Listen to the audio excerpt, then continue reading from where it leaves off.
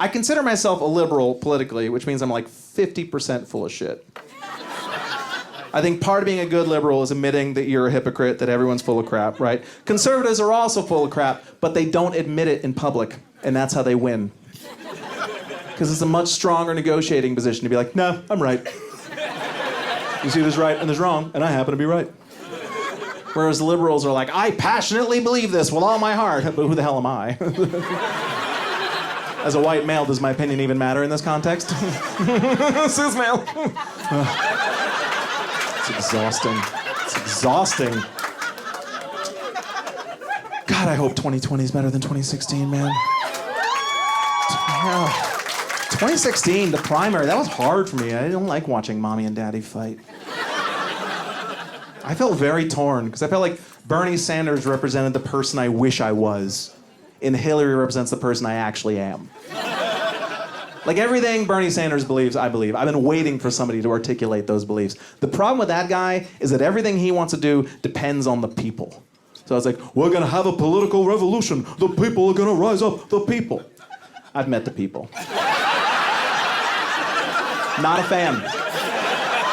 Not a fan of the people. No, I trust Bernie. I don't trust you. I mean, not you specifically. No. Like, let's say you were to spill your beer on the floor, and the manager came in, and he's like, hey, who's going to clean up all this beer? Bernie Sanders would be the guy like, we're all going to clean up the beer. The people will clean up the beer together. And that's very inspiring. It plays to the better angels of our nature. Be like, yeah, we're going to do it together. Let's vote for Bernie. We'd vote for Bernie. He'd become president. And he'd be like, all right, guys, now it's time for us to clean up that beer. And we'd be like, yeah, listen. Game of Thrones is about to start up again. And I have this new app where you can put like a cat's face on your face. I'm not really so into doing that beer thing anymore. Hillary Clinton was more realistic. She was like, listen, I will clean up the beer, okay? I'll clean it up. I'll do it in a way that pisses you off. A bunch of my weasel friends will crawl out of the woodwork to help me clean up the beer. I'll probably run afoul of the law once or twice. But the upshot is you can go about your life and I'll clean up the beer. And I was like, yeah, that's better. You go ahead and do all that and I'll still judge you for it later. Familiarity breeds contempt, man. That's the problem. 30 years the name Hillary Clinton has been in our lives. And, you know, that's just sort of what happens, you know? There's a certain quality. There's some sexism involved, okay? Here's something about men that women may not know about... let me try that again. Here's something about men that women may not know. And this is a generalization. I'm painting with a broad brush. Hashtag not all men. Generally speaking, a man does not judge a woman according to who she is. A man judges a woman according to how that woman makes him feel about himself, right? So if this lady laughs at all my jokes, clearly she has a wonderful sense of humor. Because she gets it, right? And if she doesn't laugh at my jokes, what the fuck is wrong with that bitch? Like, that's the way a man's brain works. And Hillary, whether you agreed with her politically or not, did not make men feel good about themselves. There's a quality that she has, especially divorced dad-age dudes. Like 35 to 65. They look at Hillary and they're like, oh, screw you, lady. I get enough of this from my ex-wife. I don't need it in the White House.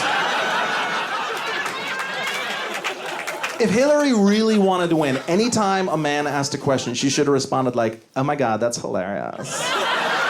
It's like the smartest question I've ever heard. And then she should have been like, you're bad. No, you're bad. I can't talk to you. You're dangerous. And every man would be like, oh, I like her.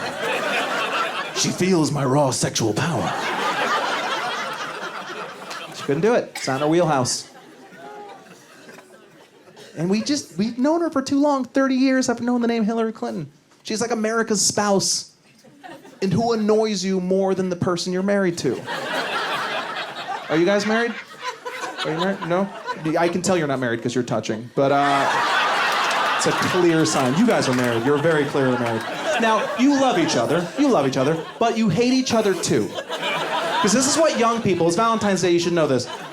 Real love, lasting love, is 80% love, 20% hate. And by 20, I mean 30. No, you hate her Because she knows what a piece of crap you truly are. Do you know what I mean? Like, the rest of us have to wonder. She has receipts. She knows exactly why you're a terrible person, and you resent her for that. And she won't even leave you, which makes you respect her even less. It's like, ugh, where's your self-esteem? That's how I felt about Hillary. It's like, you were already in the White House for 8 years. You should know that we're awful. That's why people cheat, I'm telling you. People voted for Trump for the same reason that people cheat on their spouses. Because it felt dangerous and exciting, and they gave no thought to what would come afterwards. Nobody was thinking about 2019 or 2020. They were thinking about sending a message. It's that same angry dude passion of like, I'm gonna fuck that waitress at Buffalo Wild Wings. That'll make me feel alive again. And then for the last 2 years, I've been having to like make excuses like, hey, her name is Carly and she's really smart.